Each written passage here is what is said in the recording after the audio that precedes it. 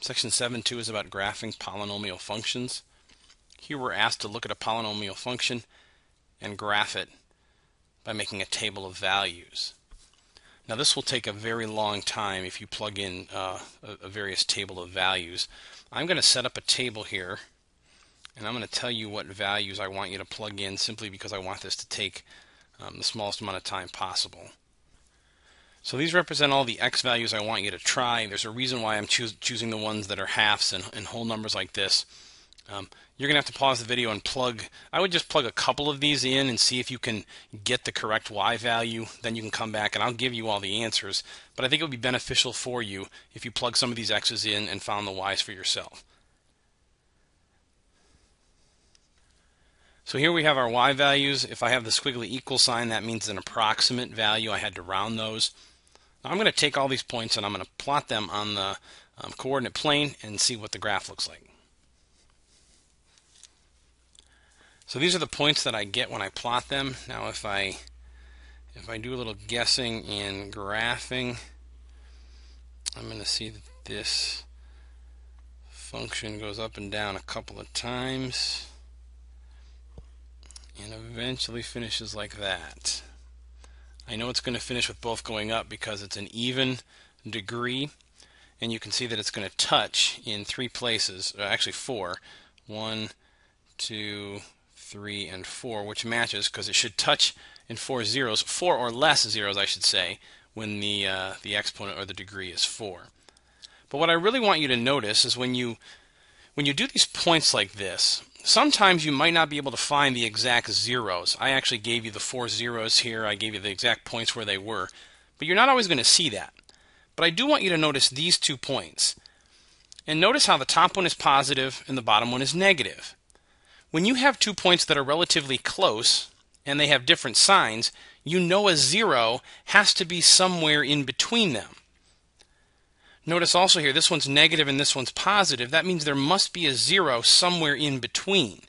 Here's another positive, negative, where the 0's in between, and a negative, whoops, and then a negative, and that one's going to be a positive, so there's a 0 in between. What I'm showing you there is this examining of y values, looking for a change in sign, is called the location principle. And that's a way of finding zeros of a function. And you find the zeros by finding a value that's below the line or negative, a function value that's negative, and then you find a function value that's above the line, positive, and you know that there's a 0 in between those. That's called the location principle. Here we're asked to find some zeros of this function. We're going to use the location principle to do that. Again, because it will take so long, I'm not going to do all the work for plugging in x values and getting f of x values. Instead, I'm going to give you the table, give you the x values to try, and give you a chance to plug and get some of the f of x values for yourselves. Now these x values are a little bit easier than the last one. There's no decimals, so you should be able to plug them in and get f of x values that go with them. I would pause the video now and try to do some, if not all of these on your own. So now that we have our table of values, we want to look for changes in the f of x. We want to look for changes in the y's, if you will. Well, I see here a negative and then a positive, which means there must be a 0 somewhere in between those 2 values. There's a change in signs here. There's also one here from a positive to a negative, and then there's a third one down here. So it seems like we're going to have 3 zeros, and does that match our function? Yes, it does, because it's next to the third.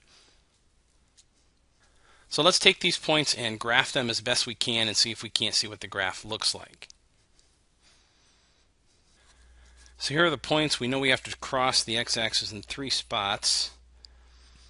So 1, and it's going to have to come down. 2, 3, and then go way up there. Okay, so something like that. That's the best sketch that I can give. Now, where are the zeros? Well, we know the zeros are between -1 and 0. So we can say -1 is less than x is less than 0. So there's one of my answers are in there. We also know that one of the roots are between 1 and 2, because that's where the change of sign happens. So we'll say 1 is less than x is less than 2. And the third is between 4 and 5, because that's where the last change of signs takes place.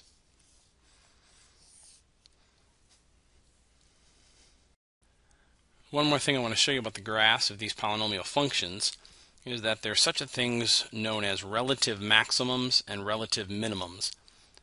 And those are also known as turning points. They're spots in the graph where the graph will change directions. And it's not really a maximum, but when you look at the points around it, it is a maximum for the points that are around it. You can see that this graph continues on forever, so it's not really a maximum, but it's a relative maximum. And this one is the lowest point kind of in the area, so we say that that's a relative minimum. So we're going to look at this function again using a table of values. We'll do it the same way we've been doing this. I'll give you some x values to try, and then you pause the video and try to find some f of x's.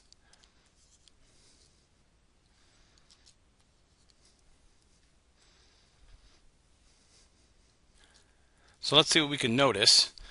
Here I see that there's a change in sign, so I know that there's a 0 there. But I also want you to notice that there's a 1 here, and then it goes up to a 5, and then right back down to a 3. So if you look at these three values, this one seems to be the highest of the ones surrounding it. So we say that that's a relative maximum.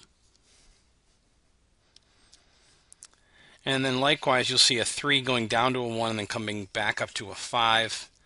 You see this 1 value is a relative minimum. So let's graph these and see what the graph looks like. So here are the points. We'll start down here, work our way up. We know that this is a relative maximum, relative minimum, and then back up.